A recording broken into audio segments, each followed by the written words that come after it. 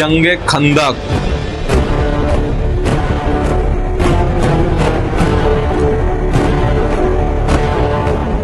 जब पैगंबर मोहम्मद पहली बार मदीना आए, वहाँ के यहूदियों ने भी उनका स्वागत किया और पैगंबर मोहम्मद ने भी उन्हें सलाम किया, क्योंकि वो उनके साथ एक अच्छा रिश्ता बनाना चाहते थे। और एक एग्रीमेंट भी हुआ मुस्लिम और यहूदियों के बीच, जिसमें यहूदियों के अधिकार बताए गए और उन्हें अपना मजहब आजादी से फॉलो करने की परमिशन भी दी गई। लेकिन उस एग्रीमेंट का एक पॉइंट ये भी था कि अगर कभी कुरैश के साथ जंग होती है तो यहूदी भी मुस्लिम के साथ मिलकर लड़ेंगे। लेकिन इस एग्रीमेंट के बावजूद भी कुछ यहूदी कबीले पैगंबर मोहम्मद के मदीना आने से खुश नहीं थे। वो उन मुस्लिमों को जो मक्का से आए थे और जो मदीना में रहने वाले अंसार थे, आपस में इन दोनों को लड़वाते रहते थे। इन्हें कई बार वार्निंग भी दी गई, लेकिन वो यहूदी नहीं माने।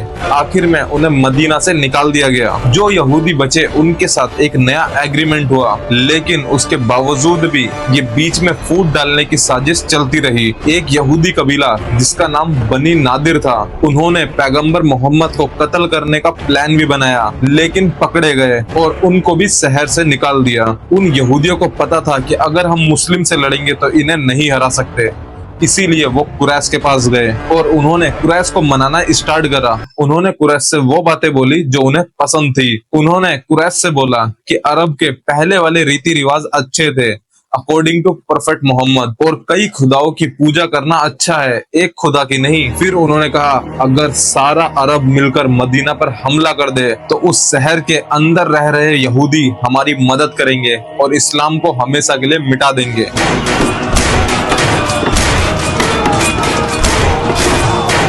कुरैश के लोग ये बात सुनकर बहुत खुश हुए और उन्होंने इस मौके को हाथ से जाने नहीं दिया। उन्होंने एक बड़ी फौज इकट्ठा करना शुरू करा।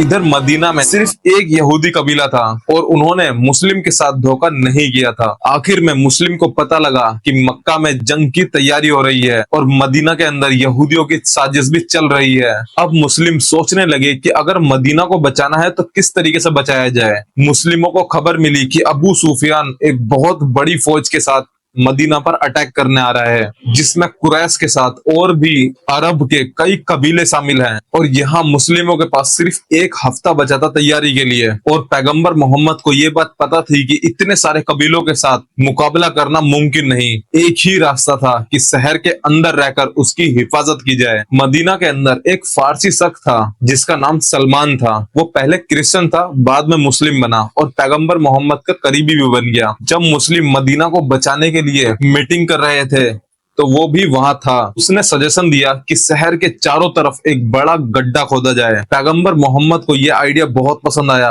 और ये काम शुरू करवा दिया। सर्दी के मौसम में भी दिन रात काम चलता रहा। उस गड्ढे को खोदने में पैगंबर मोहम्मद खुद पत्थर उठाते थे और जब लोग थक जाते थे तो उन्हें हिम्मत देते थे। और वहां बाहर अबू सुफियान 10,000 लोगों की फौज लेकर आया और मुस्लिम सिर्फ 3,000 थे। कुरैश कबीले और उसका साथ दे रहे सारे कबीलों ने मदीना को घेर लिया, लेकिन उनके और मुस्लिमों के बीच एक बड़ा गड्ढा था। पैगंबर मोहम्मद और उनके लोग लगभग 1 महीने तक शहर के अंदर की हिफाजत करते रहे। कई बार दुश्मन के सिपाही उस गड्ढे को पार करने की कोशिश करते, लेकिन मुस्लिमों को डर था कि कहीं ये शहर के अंदर रहने वाले यहूदी इनका साथ न देने लग जाएं। जो मदीना में रह रहे यहूदी थे, उनका और मुस्लिमों का आपस में एग्रीमेंट हो रखा था, लेकिन वो यहूदी धोखा नहीं दे रहे थे। लेकिन बाहर से दुश्मनों ने पूरा दबाव डाला कि ये यहूदी अपना वादा तोड़ दें और इन मुस्लिमों को हराने में हमारी मदद करें। आखिर में उन्होंने वादा तोड़ दिया और जब ये खबर पैगंबर मोहम्मद तक पहुंची तो वो और उनकी फौज परेशान हो गई, क्योंकि अब दुश्मन घर के अंदर भी थे। साद इब्ने मुआद जो औस कबीले के लीडर थे और ये कबीला पैगंबर मोहम्मद के साथ था, इनको और इनके साथ 2 लोगों को भेजा ये देखने के लिए कि क्या ये सच है। और जब वो यहूदी इलाके में पहुंचे तो हालात उनकी सोच से भी ज्यादा खराब थे। साद ने यहूदी लीडर को समझाने की कोशिश करी कि मुस्लिमों के साथ वादा ना तोड़ें, लेकिन उन्होंने उनकी एक बात नहीं सुनी। इससे मुस्लिम और ज्यादा परेशान रहने लगे, क्योंकि अब उनको शहर के बाहर के दुश्मन से तो डर था ही, लेकिन अब शहर के अंदर से भी खतरा था। हालात दिन ब दिन मुश्किल होते गए। बहुत ज्यादा सर्दी थी, खाना खत्म होने लगा और घर के अंदर के यहूदियों ने खुलेआम दुश्मन के साथ हाथ मिला लिया और मुस्लिमों के लिए सारी सप्लाई खाने के साथ बंद कर दी। अब इस्लाम के दुश्मन ये प्लान बनाने लगे कि मदीना को किस तरीके से कब्जे में लेना है। हालात बेकाबू लग रहे थे, मुस्लिमों का मनोबल टूट रहा था। पैगंबर मोहम्मद ने अल्लाह से दुआ करी कि वो मुस्लिमों की दुश्मन के खिलाफ मदद करे। एट द सेम नाइट एक तूफानी आंधी आई।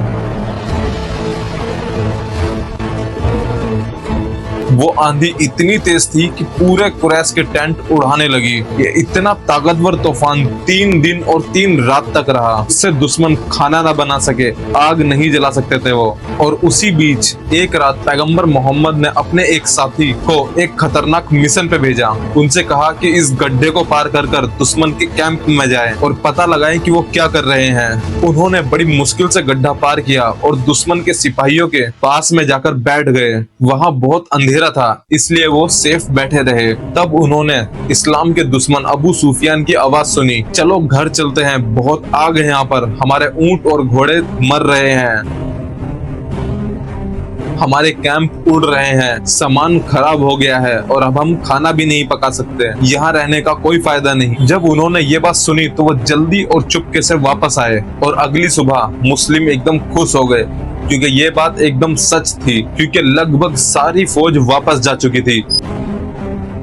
मदीना का पूरा घेरा खत्म हो चुका था और ये इस्लाम की एक बहुत बड़ी जीत थी। लेकिन मुस्लिमों का अंत नहीं था, अभी एक और दुश्मन बाकी था, जो घर के अंदर के यहूदी थे। हजरत जिब्राइल अलैहिस्सलाम आए और उन्होंने पैगंबर मोहम्मद को बताया कि इन यहूदियों को सजा देनी चाहिए। ये सुनते ही पैगंबर मोहम्मद ने मुस्लिमों को उन यहूदियों के ऊपर फुल प्लेज वॉर का हुक्म दिया।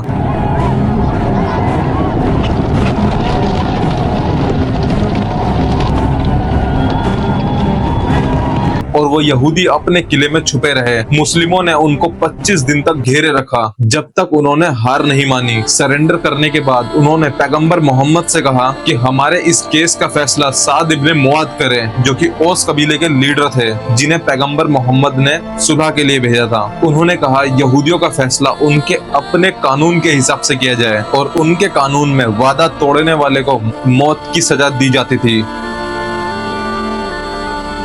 इसका नतीजा ये हुआ, यहूदियों के सारे मर्दों को मौत की सजा दी गई और औरतों और बच्चों को कैद कर लिया गया। क्योंकि सोचो, अगर यहूदी अपने इस मिशन में कामयाब हो जाते तो पूरा इस्लाम खत्म हो सकता था। लेकिन इस सजा के बाद मदीना एक बहुत ताकतवर शहर बन गया और मुस्लिमों की एक बहुत ताकत पूरे अरब के सामने आई। अब दुश्मन ये चीज समझ चुके थे कि मुस्लिमों को जंग के तौर पर हराना तो नामुमकिन है। अब इनसे फैसला करने में ही फायदा है। सब्सक्राइब कर लेना। और अगर आपने हमारी इससे पहले की स्टोरी नहीं पढ़ी है तो वो पहले पढ़ लें, ताकि आपको ये स्टोरी और इजीली आसानी से समझ में आ जाए। लिंक डिस्क्रिप्शन में है पूरी प्लेलिस्ट का, और आपकी स्क्रीन पे भी दिखाई दे रही होगी, हमारी पूरी प्लेलिस्ट तैयार है।